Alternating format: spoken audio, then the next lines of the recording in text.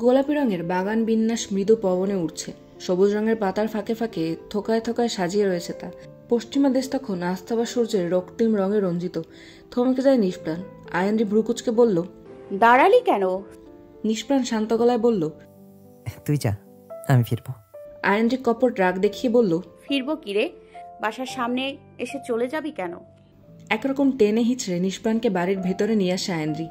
রান্নাঘর থেকে তখন ক্লান্ত মুখে বেরোচ্ছিলেন ঝুমা বেগম। তাকে দেখেই অস্থির হয়ে পড়ে নিষ্প্রাণ। প্রাণ খোলা হেসে আয়ানজি বলল, মা, ও প্রাণ, আই মিন নিষ্প্রাণ। তোমাকে বলেছিলাম না আমাদের ডিপার্টমেন্টের টপ। আলতো হাসলেন ঝুমা বেগম। নিষ্প্রাণ সাধারণ ভঙ্গিতে তাকে সালাম প্রদর্শন করল। আরিশা একটু দূরে দাঁড়িয়ে নিষ্প্রাণকে দেখছিল। ফর্সা মুখের শান্তশিষ্ট নিষ্প্রাণকে আরিশার কাছে একটা রোবট মনে হলো, যেন কেউ নাড়ালেই নড়বে, না হয় চুপ করে থাকবে। আরিশাকে কাছে ডেকে নেয় আয়ানজি।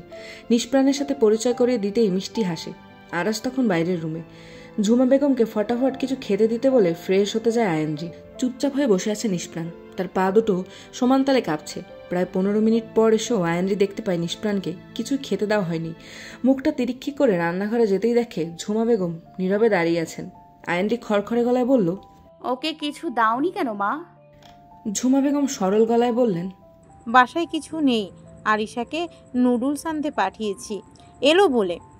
সেই মুহূর্তে আরিশা রান্নাঘরে চৌখাট মারিয়ে ভেতরে ঢোকে। আয়ানজি ব্যস্ত গলায় বলল, থাক, তুমি যাও, আমি রান্না করছি, তুমি রেস্ট করো। ঝুমা বেগম অবিশ্বাস নিয়ে বললেন, তুই পারবি? আরে পারবো। মুখ টিপে হেসে ফেলে আরিশা। টকবকে চোখে তাকায় আয়ানজি।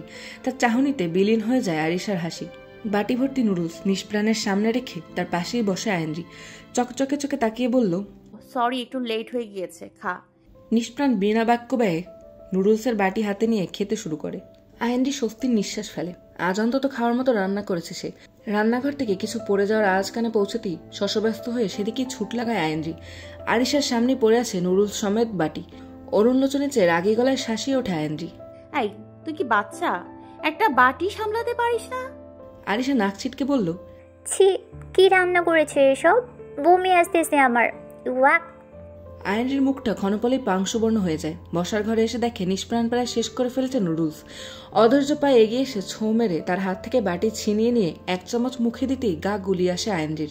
নাক উঁচু করে বলল, পাগল হয়েছিস? কি খাচ্ছিস এগুলো? নিষ্প্রাণ সতেজ হাসে, মিষ্টি গলায় বলল, এর চেয়ে ভালোবাসাপূর্ণ খাবার আমি অনেকদিন খাই না। আসি। দম মেরে দাঁড়িয়ে থাকে আয়ানজি। হয়তো নিজের পরিবারকে মিস করছে নিষ্প্রাণ, তাদের ভালোবাসাকে মিস করছে, মায়ের হাতের খাবারকে মিস করছে। আরিশার ফিচেল কণ্ঠ, হিরোর মতো ছেলেটাকে জিরো বানিয়ে দিলা আপু। বাহ বাবা, নিষ্প্রাণ ভাইয়া গিলল কি করে এসব? আমি শুনেছি কেউ কাউকে ভালোবাসলে নাকি তার সব কিছুই ভালো লাগে। আয়নের হাতটা ঝাঁকিয়ে তুলে আদুরে গলায় পুনরায় বলল আরিশা, আপু, তোমার যদি পছন্দ না হয় তাহলে আমাকে দিয়ে দিও নিষ্প্রাণ ভাইকে। আম্মু বলেছে তোমার চেয়ে আমি ভালো রান্না করতে পারি। আয়নটি খেকিয়ে উঠে বলল, মারবো এক ঠাটিয়ে চড়, যা এখান থেকে। ক্লাস শুরুর আগে এক দফা হয়ে যায় আয়নজিদের। আজ পেছনের বেঞ্চের পাশাপাশি বসে আছে আয়নজি আর নিষ্প্রাণ। নিষ্প্রাণের বাম দিকে লো বেঞ্চে পা রেখেই হাই বেঞ্চে বসে আছে সীমান্ত। তাদের সামনের বেঞ্চ থেকে পেছনের দিকে ফিরে বসেছে প্রাবিশ। কুসুম বসেছে পাশের সারির বেঞ্চের কোনায়। প্রাবিশের গার্লফ্রেন্ড জাহ্নবীকে নিয়ে কথা হচ্ছে। প্রাবিশের থেকে 2 বছরের বড় জাহ্নবী, বর্তমানে একটা কিন্ডার গার্ডেনে জব করছে। প্রাবিশের বোনের মেয়ে সেই কিন্ডার গার্ডেনে পড়ে আর ওকে বাসায় টিউশনও দেয়। সেই সুবাদে বোনের বাড়ি বেড়াতে গিয়ে পরিচয় জাহ্নবীর সাথে প্রাবিশের। সীমান্ত বকরুক্তি করে বলল, মামা, বিয়ার সময় আবার না তোমার বাপে কয় মাইয়া আমার খালার বয়সী, তারে আমার পোলার লগে বিয়া দিমু না, তখন আশেপাশে আমারে খুঁজিস না। আমার আবার বয়স্ক মাইয়া দিয়ে চলে না, কচি টসা টসা লাগবে। প্রাবিশ ধাম করে এক চাপড় বসিয়ে দেয় সীমান্তের কাঁধে। কুসুম খিক করে হেসে বলল, আরে প্রাবিশ বুদ্ধিমানের কাজ করেছে। নিজের চেয়ে বয়সে বড় মেয়ে হলে আদরের সাথে শাসনও পাওয়া যায়, বুঝলি? তুই গ্রেট হো মামা। সীমান্ত চরম অবাক হয়ে বলল, আরে প্রবেশপুত্র, এইসব ভাই এই কাম করছস? কস কি? আমি তো চিন্তা করছিলাম বাসর রাতে তুই বিড়াল মারবি নাকি বৌদিরে দিয়া মারাবি। আই এম তো কনফিউজ। প্রাবিশ অসহনীয় গলায় বলল, শালা তুই চুপ করবি? লাভ নাই মামা, আমার কোনো বোন নাই, তোর কপাল খারাপ। সকলের কথার মাঝখানে অদ্ভুত কথা বলে ফেলে নিষ্প্রাণ। তোর বেলি ফুল পছন্দ? আচমকা নিষ্প্রাণের এই প্রশ্নে দ্বিধান্বিত হয় আয়নজি। সরস গলায় বলল, হ্যাঁ, তুই কি করে জানলি? নিষ্প্রাণ ভাবাবেগ ছাড়াই বলল, এমনি। সীমান্ত পেয়ে যায় আর এক চান্স। সন্ধিহান গলায় বলল, নিষ্পাই না, তোর তো মতলব ভালো না। আন্দির উপর কালা জাদু করছস? তুই জানোস কেমনে আন্দির বেলি ফুল পছন্দ? সকলের কৌতূহলী দৃষ্টি। আইনের উৎসুকতা তরতর করে বাড়ছে। সে তো কখনো তার অপছন্দ বা পছন্দের কথা নিষ্প্রাণকে বলেনি। তাহলে? নিষ্প্রাণ হালকা করে মাথাটা হেলিয়ে আইনের কানের কাছে নিয়ে ফিসফিসিয়ে বলল, তোর গায়ের ঘ্রাণটা বেলি ফুলের মতো। নিষ্প্রাণের এই শান্ত শীতল কথায় জমাট বেঁধে যায় আন্দ্রি। অক্ষিপল্লব প্রশস্ত করে নিষ্প্রাণের দিকে তাকাতেই রহস্য হাসে নিষ্প্রাণ। তখন ক্লাসে প্রবেশ করে কমলক্রান্তি। সবাই যার যার জায়গায় চলে যায়। আইনরি উঠতে নিলেই নিষ্প্রাণ মোলায়েম গলায় বলল, এখানেই বস। পেছনে বসতে আর ভালো লাগে না। চোখে হাসে নিষ্প্রাণ। আবিষিত গলায় বলল, তাহলে চল, আজ তোর সাথেই বসবো। নিষ্প্রাণ উঠে গিয়ে সামনের বেঞ্চে আইনরির পাশে বসে। স্যারের দিকে নয়, আইনরির পূর্ণ মনোযোগ নিষ্প্রাণের দিকে। কি বলল তখন সে? আইনরির দিকে একটা স্কেচ এগিয়ে দেয় নিষ্প্রাণ। তারই স্কেচ। আইনরি অবাক হয়, তার ঠোঁটে সেই লাল তিলকে হাইলাইট করা হয়েছে। পাশে সুন্দর করে লেখা ধ্রুবতারা। আইনরির নিষ্কম্প ব্যাকুল চাহনি। চোখটা স্যারের দিকে আবদ্ধ রেখে মাথা কিঞ্চিত হেলিয়ে দেয় আইনরির দিকে নিষ্প্রাণ। আলতো গলায় বলল, আমি যদি তোর প্রাণ হই তাহলে তুই আমার ধ্রুব তারা, যে তারা তার জায়গা পরিবর্তন করে না, স্থির থাকে। আমার জীবনের সবচেয়ে বড় সত্যি তুই, যার স্থান কখনো পরিবর্তন হবে না। তাই তুই আমার ধ্রুব তারা।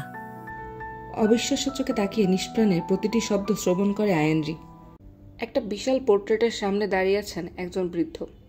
বয়স তার 75-এর ঊর্ধ্বে। সফেদ পাঞ্জাবি আর শুভ্র দাড়িতে তাকে শুভ্র আকাশ মনে হচ্ছে। গোলাপি ফর্সা মুখটাতে এখনও যৌবনের জৌলু শুকিয়ে দিচ্ছে। পেছনের দিকে এক হাতের পাঞ্জার উপর আর এক হাতের পাঞ্জা রেখে দৃঢ় হয়ে অপলক চেয়ে আছেন সেই পোর্ট্রেটের মানবীর দিকে। প্রায় ডজন খানেক মানুষের প্রতিচ্ছবি। একটা শীতল দীর্ঘশ্বাস বেরিয়ে আসে রাজন শিকদারের বুক চিরে। পোর্ট্রেটের সামনে থেকে সরে এসে বিশাল ঘরটার এক প্রান্ত থেকে ওই প্রান্তে বার কয়েক পাইচারি করেন তিনি। 25x22 দৈর্ঘ্যপ্রস্থের কক্ষের বিশাল জানালায় উঠছে শুভ্র রঙের পাতলা ফিনফিনে পর্দা। নরম রোদের মিষ্টি আলো ঝুলে আছে গ্রিলে, তা চুয়ে চুয়ে ভেতরে আসছে। সেই সাথে মৃদু সমীরণে উঠছে সেই পর্দা। জানালার পাশে রাখা আরাম কেদারায় বসলেন রাজন শিকদার। পুরো সফেদ রঙের ভ্রুর নিচে দুটো জলজলে চোখ, যাতে রয়েছে তেজস্বিতা। নিমিলিত চোখে ছোট্ট শ্বাস ফেললেন রাজন শিকদার। আরাম কেদারা দুলে উঠল। রাজন শিকদার জানালা দিয়ে আসা স্নিগ্ধ সমীরণে শ্বাস নিতে লাগলেন। প্রশান্তিতে তার পুরো অধরে বিস্তৃত হলো হাসি। অমিলিত চোখে চাইলেন সামনের ব্যক্তিটির দিকে। চমৎকার হাসলেন তিনি। সামনের ব্যক্তি অনুগত সহচরীর মতো মাথা নুইয়ে কুর্নিশ করলেন। বিগলিত গলায় বললেন, সুপ্রভাত জনাব। রাজন শিকদার অমায়িক হেসে বললেন, সুপ্রভাত। কেমন আছো রাশেদ? রাশেদ চোখে হাসলেন। অতলস্পর্শী মায়ায় বললেন, ভালো, আপনি কেমন আছেন? রাজন শিকদার একটু উঁচু হয়ে বসলেন। জানালার দিকে চোখ ফেলতেই দেখলেন কদম গাছটায় থোকায় থোকায় কদম ধরে আছে। রাতের বৃষ্টির ছোঁয়া এখনো তার প্রতিটা পাতায় পাতায় তার ছাপ রেখে গেছে। রাজন শিকদারের চোখের ভারী চশমাটা পাশের টুল থেকে নিয়ে চোখে গলালেন। রাশেদের দিকে চেয়ে বললেন, ভালো। মৌনতা নেমে এলো। তারপর রাজন শিকদার আবারও ঘাড় ঘুরিয়ে বাইরে চোখ ফেললেন। এখান থেকে যতদূর দেখা যায় তার একমাত্র অধিপতি তিনি, এবং তার অবর্তমানে তার একমাত্র নাতি নিষ্প্রাণ মুনতাসির, যে এখন পর্যন্ত জীবিত। রাজন শিকদার চক্ষু মুদান করে আরাম কেদারায় পিঠ ঠেকালেন। নিজেকে ঢলে দিলেন তার উপর। মুদিত চোখেই স্বাভাবিক গলায় প্রশ্ন করলেন, নিষ্প্রাণ কেমন আছে? রাশেদ মৃদু গলায় প্রত্যুত্তর করে, ভালো, তিনি এখন ব্যস্ত আছেন। গুমট শ্বাস ফেললেন রাজন শিকদার। ম্লান গলায় বললেন, তার দিকে খেয়াল রাখবে, সে যেন কোনো অস্বাভাবিক কর্মকাণ্ড না ঘটায়। ডক্টর সাজিও কি বলেছেন? নিষ্প্রাণ এখন ঠিক আছে তো? রাশেদ অনুরক্তির সুরে বলল, জি জনাব, তিনি বলেছেন লাস্ট টাইম তার সকল রিপোর্ট পজিটিভ ছিল। সে নিজেকে কন্ট্রোল করার ক্ষমতা প্রাপ্ত হয়েছেন। ডাক্তার সার্জিও এও বলেছেন তিনি মেন্টালি এখন ফিট, নাথিং টু ওয়ারি। রাজন শিকদার চোখ খুললেন। অদ্ভুতভাবে তাকালেন রাশেদের দিকে। রাশেদ চোখ লোকালেন। রাজন শিকদার প্রশস্ত গলায় নরম সুরে বললেন, বলো, কি বলতে চাও? রাশেদ অভয় নিয়ে বললেন, তাদের বন্ধুমহলে একজন এসেছে, মেয়েটার প্রতি তার উল্লেখযোগ্য প্রতিক্রিয়া চোখে পড়েনি আমার। রাজন শিকদার অধৈর্য হলেন।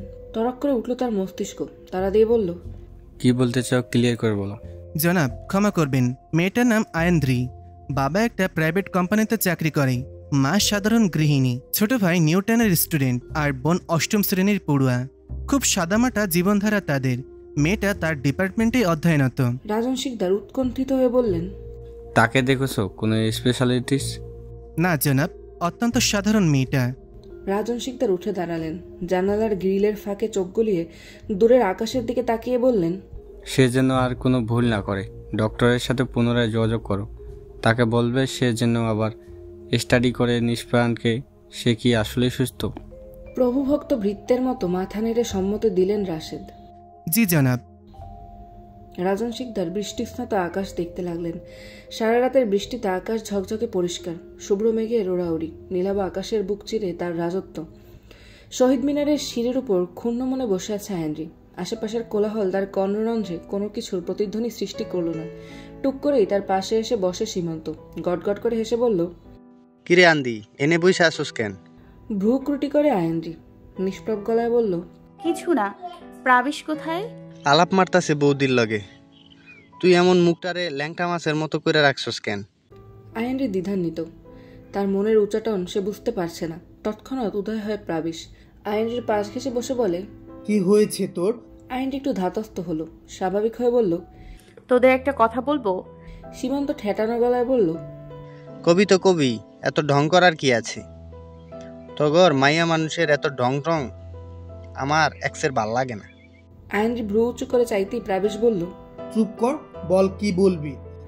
আয়েন্দ্রি দ্বিধা নিয়ে রয়েস হয়ে বলল, প্রাণ আজকাল কেমন অদ্ভুত ব্যবহার করছে, তুই জানিস ও আমাকে। আয়েন্দ্রির কথা শেষ হওয়ার আগেই হুহা করে বাতাস কাঁপিয়ে হেসে ওঠে সীমান্ত। প্রাবিশ মুচকি হাসে। আয়েন্দ্রি ভীত চোখে তাকিয়ে বলল, সীমান্ত হো হো করে হেসে বলল, ওরে কেউ আমার মায়ের আলা আন্দি ভাবছে নিষ্প্রাণ না ওরে প্রেমের প্রস্তাব দিছে। তোরা মাইয়ারা পারস, পোলারা একটু প্রেমের কথা কইলেই গইলা যাস কেন? পার্সোনালিটি নাই তগো, এর লাগিয়াই আই হেট তগ মতো মাইয়া। আয়েন্দ্রি তপ্ত চোখে তাকায়, রাগান্বিত গলায় বলল, কি বলছিস তুই? Happy birthday. নিষ্প্রাণের মিষ্টি কণ্ঠে উঠে দাঁড়ায় আয়েন্দ্রি। হৃদয় গলানো হাসে নিষ্প্রাণ। অবাক চোখে তাকায় আয়েন্দ্রি। পাশ থেকে তার সব বন্ধুরা সমস্যাটা বলে ওঠে, হ্যাপি বার্থডে আয়েন্দ্রি। আয়েন্দ্রি বিস্মিত নয়নে সবাইকে দেখে। আজ তার জন্মদিন, তা ভুলে বসে আছে সে। খিলখিলিয়ে হেসে ওঠে আয়েন্দ্রি। বন্ধুদের সাথে উষ্ণ আলিঙ্গন করে। প্রাবিশ কুটকুট করে হেসে বলল, ডোন্ট ওয়ারি আয়ু বেবি, ওইটা নিষ্প্রাণের জন্য ডিয়ার ছিল, নাথিং এলস। প্রাবিশের কথায় সবাই সম্মতি দেয়। আয়েন্দ্রি চূড়ান্ত অবাক হয়। সীমান্ত খটখটিয়ে বলল, হরে আন্দ্রি, কান্দিস না তুই। কি ভাবছিলি? আর কি হইল? নিষ্প্রাণারে ডেয়ার দিছিলাম তোরে প্রেমের ছন্দ শোনাইতে। আন্দ্রির ঘরে আন্দ্রি, দুইটা লাইন না কইতেই তুই তো শেষ, তোর রাতের ঘুম হারাম। আয়েন্দ্রি একরাশ বিরক্তি নিয়ে বলল, বেয়াদ্দব ছেলে কোথাকার। দুমদুম করে সীমান্তের পিঠের উপর কয়েকটা তাল পড়ল। মুচকি হাসে নিষ্প্রাণ। আয়েন্দ্রির হাতের কয়েকটা জোরালো কিল খেয়ে হাঁপানো গলায় বলল, অনেক মারছস আন্দ্রি, আজ তোর পয়দা দিবস, ট্রিট দে এবার। ভূত দেখার মতো চমকে ওঠে আয়েন্দ্রি। সেরেছে, তার তো মনেই নেই আজ তার জন্মদিন। আর সীমান্ত ছাড়ার পাত্র নেই, টাকাও আনা হয়নি। অনেক গড়িমসি করেও সীমান্তের ছোড়া তীর থেকে বাঁচতে পারল না আয়েন্দ্রি। আত্মসমর্পণ করে বলল, ওকে, তোরা দাঁড়া, আমি আসছি। ত্রিনাকে নিয়ে ফিনান্স ডিপার্টমেন্টের দিকে হাঁটা ধরে আয়েন্দ্রি। দরজার মুখে তাকে দেখেই নির্লিপ্ত হাসে স্মারক। আয়েন্দ্রিকে দেখে উঠে আসে সে। কমন রুমে বসেছিল অন্যান্য শিক্ষকদের সাথে স্মারক। ত্রিনার মোবাইল বেজে উঠতেই সে সরে দাঁড়ায়। ইতস্তত করে আয়েন্দ্রি। তবুও বন্ধুমহলের সম্মান রক্ষার্থে নিজের সমস্যার কথা স্মারককে জানায়। স্মারকের অধরে চলে মোলায়েম হাসি। ওয়ালেট থেকে 1000 টাকার দুটো নোট বের করে আয়েন্দ্রিকে দেয়। আয়েন্দ্রি মিষ্টি হাসে। কাল তাকে ধারকৃত টাকা ফেরত দেবে বলে প্রতিজ্ঞা করে। স্মারক সরশেষে বলল, তোমার গান কিন্তু শোনা হয়নি, সেটা কিন্তু বাকি রয়ে গেল। লজ্জা মিশ্রিত হাসে আয়েন্দ্রি। শান্ত গলায় বলল, বেঁচে থাকলে শোনাবো। আসি স্যার, ওরা সবাই আমার জন্য অপেক্ষা করছে। টাকা নিয়ে ফিরতেই বন্ধুমহলে উন্মাদনার সৃষ্টি হয়। কিন্তু হাসি নেই নিষ্প্রাণের কোমল মুখটায়। সীমান্তের কড়া প্রশ্নে জানতে পারে আয়েন্দ্রি টাকা ধার করে এনেছে স্মারকের কাছ থেকে। তা নিয়েও হাসি ঠাট্টার রোল পড়ে। আয়েন্দ্রির নীরবতা নিষ্প্রাণের চোখে মুখে অগ্নিকুণ্ড জ্বালিয়ে দেয়। সীমান্ত একটা ধরাস করে কিল মেরে বলল, চল নিষ্পন্না, আজ আন্দ্রির পয়দা দিবস, তোরে পেট ভরাইয়া আপন কফি হাউসে 7 রঙের চা খাওয়াইমু। না, তোরা যা, আমি বাসায় আছি। নিষ্প্রাণ কাউকে সুযোগ দিল না। লম্বা লম্বা পা ফেলে চলতে শুরু করে। তার মস্তিষ্কে যন্ত্রণা শুরু হয়েছে। হাতের রগ ফুলে উঠতে শুরু করেছে। রাগে দু চোখে জমছে জল। দাঁতের উপর দাঁত চেপে ধরে পা দুটো চালাচ্ছে সে। 5 জোড়া কৌতূহলী চোখ চেয়ে আছে নিরবধি নিষ্প্রাণের যাওয়ার পানে। অবিচ্ছিন্নভাবে চোখে মুখে পানি ছেটাচ্ছে নিষ্প্রাণ। জোরে জোরে শ্বাস নেওয়ার ভয়ঙ্কর শব্দের সৃষ্টি হচ্ছে। নিজেকে তার কোনো হিংস্র দানব মনে হচ্ছে। ইচ্ছে করছে সমস্ত পৃথিবীকে গুড়িয়ে দিতে, যেমনটা সে তার 10 বছর বয়সে করেছে। সেই আগুনের লেলিহান শিখায় জ্বলন্ত মানুষের আহাজারি আজও নিষ্প্রাণের কানে বাজে। সেই পোড়া গন্ধ আজও তার ঘ্রাণেন্দ্রিয়তে ধাক্কা মারে। বালতির 2 পাশে হাত ঠেকিয়ে উপুর হয়ে পানির দিকে চেয়ে থাকে নিষ্প্রাণ। টলটলে স্বচ্ছ পানিতে তার ভেজা মুখটা পরিষ্কার দেখতে পাচ্ছে সে। নাকের ডগা কপাল চুইয়ে তার অধর থেকে ঝুলন্ত পানির টুপ টুপ নিঃসরণ। নিষ্প্রাণ গভীর দৃষ্টিতে তাকিয়ে আছে তার নিজের চোখের প্রতিবিম্বতে। মুখ থেকে পানি গড়িয়ে পড়তেই তা এলোথেলো হয়ে যায়, আবার শান্ত হয়। নিষ্পলক চেয়ে আছে নিষ্প্রাণ। দরজায় করাঘাত পড়তেই সপ্রতিভ হয় সে। কর্কশ আওয়াজ শোনা যায়। ভেতরে কেডা? এত সময় লাগে কেন? নিষ্প্রাণ নিজের সুপ্ত রাগকে প্রশমিত করে। স্বাভাবিক হয়ে দরজা খুলে বেরিয়ে সৌজন্যসূচক হেসে বলল, ক্ষমা করবেন। বৃদ্ধ লোকটি অদ্ভুতভাবে তাকালো, খিস্তি মেরে বলল, এত সময় ধইরা কি করো মিয়া? নিষ্প্রাণ জবাব দিল না, নির্বিঘ্ন চিত্তে সরে আসে। এই মেসে অনেক মানুষের বাস। বৈচিত্র্য রয়েছে ভাষায়, ব্যবহারে আর ধর্মে। দেশের শেষ সীমান্ত থেকেও অনেকে কাজের খোঁজে আসে এই ইট পাথরের শহরে। তাদের ঠাঁই হয় 1000 টাকার এই মেসে। একগাদা মানুষের সাথে ঠেসাঠেসি, চোখাচোখি, এমনকি মারামারি করেও টিকে থাকতে হয় এই শহরে। ঘরে এসে ঘামে ভেজা শার্টটা খুলে পড়ার টেবিলের কার্নিশে ছড়িয়ে দেয় নিষ্প্রাণ। কপালের 2 পাশে প্রচণ্ড যন্ত্রণা হচ্ছে। হাতের থাকা গ্লাসটা বিছানার এক পাশে রেখে লম্বালম্বি শুয়ে পড়ে। চোখের পাতা বুঝে নেয় নিষ্প্রাণ। নিমিলিত আখিতে তার ভাষা ভাষা সেই হাসি, সেই ঠোঁট, সেই লাল তিল, আর সেই কণ্ঠ, বিয়ে করবি আমায়? নিষ্প্রাণের দেহ অচেতন হয়ে পড়ে, হয়তো ঘুমিয়ে পড়েছে। খানিক পরেই মোবাইলের অস্বস্তিকর ভাইব্রেশনের শব্দ। অনিমিলিত চোখে তাকাতেই সীমান্তের নামটা মোটা অক্ষরে দৃশ্যমান। নিষ্প্রাণ কল রিসিভ করে সাথে সাথে কথা বলল না। সীমান্ত চওড়া গলায় বলে ওঠে, নিষ্প্রাণ না, এত ভাবলোস কেন? নাম নিচে। নিষ্প্রাণ ফিকে গলায় বলল, কেন? আন্দ্রির বাসায় যামু, তোর লাইগা শালাটি মিস হইয়া গেল। নিষ্প্রাণের ভ্রুজোড়া ক্ষণ পলেই কুঞ্চিত হয়। কপালের মাঝ বরাবর দুটো সরু ভাঁজ উবে ওঠে। সন্ধিহান গলায় প্রশ্ন ছড়ে, কেন ওর বাসে যাবি কেন? সীমান্ত চরম বিরক্তি নিয়ে বলল, এক ঠাডাইয়া চরমার মু গালের 2 আঙ্গুল নিচে। এত প্রশ্ন করস কেন? নামতে কইছি নাম, নইলে তোর ওই গুপ্ত ঘরে ঢুইকা পড়মু কইতাছি। নিষ্প্রাণ কখনো তার বন্ধুদের নিজের মেসে আনে না। ভার্সিটি আসার প্রথম সপ্তাহে ভালো বন্ধুত্ব হয় সীমান্তের সাথে। সীমান্তের লাগাম ছাড়া কথাবার্তায় মাঝে মাঝে বিরক্ত হলেও তার ভেতরকার সরল মনের মানুষটাকে আপন মনে হয় নিষ্প্রাণের। প্রাবিশের সাথে কথা হয় মাস 3 পরে। তাদের রেজিস্ট্রেশন ফি জমা দিতে প্রায় ঘণ্টাখানেক দাঁড়িয়ে থাকে নিষ্প্রাণ। প্রাবিশের সহায়তায় সেদিনকার মতো এই অপেক্ষা থেকে নিষ্কৃতি পায় সে। এভাবেই শুরু হয় তাদের বন্ধুত্বের সুরের তাল। প্রাবিশের সীমান্তের সাথে ডিপার্টমেন্টের অন্য স্টুডেন্টের একটা অমায়িক সম্পর্ক থাকলেও নিষ্প্রাণের সাথে সেই সম্পর্ক তার কাটার মতো, সবসময় তাকে বিঁধে যায়। নিচে নেমে এসে নরবরে গেটটার সামনে দাঁড়ায় নিষ্প্রাণ। সীমান্ত আর প্রাবিশ সেখানে দাঁড়িয়ে আছে।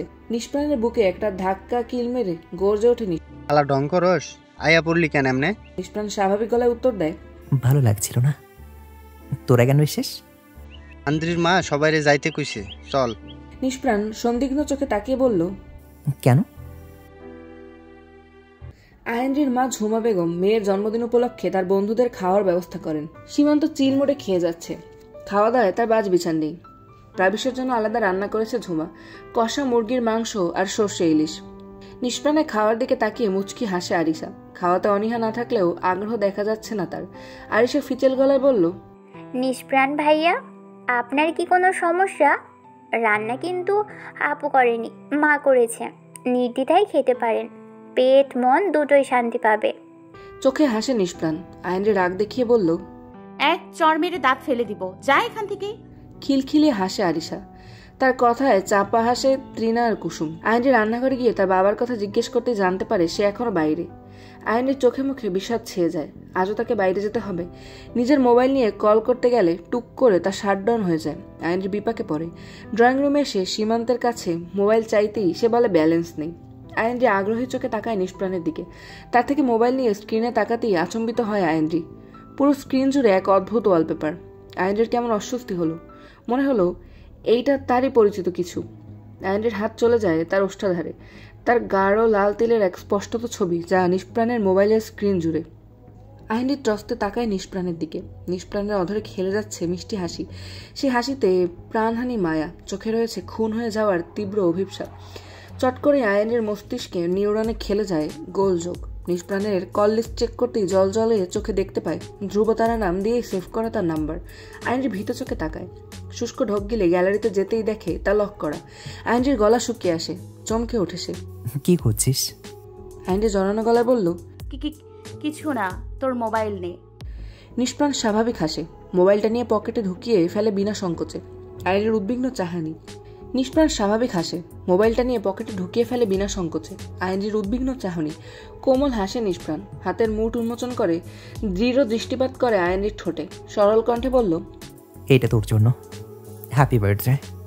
নিষ্প্রাণের হাতে ঝুলে আছে অ্যান্টিক রঙের একটা চেইন। চেইনের সাথে একটা তারকাকৃতির লকেট, যার মধ্যখানে সফেদ রঙের পাথর। আইনজির হাতে নিয়ে বিস্মিত চোখে দেখে। অনুরাগী গলায় বলে ওঠে নিষ্প্রাণ, গলায় পরে দেখ, ভালো লাগবে তোকে। আইনের নিষ্প্রিয় গলায় বলল, পরে।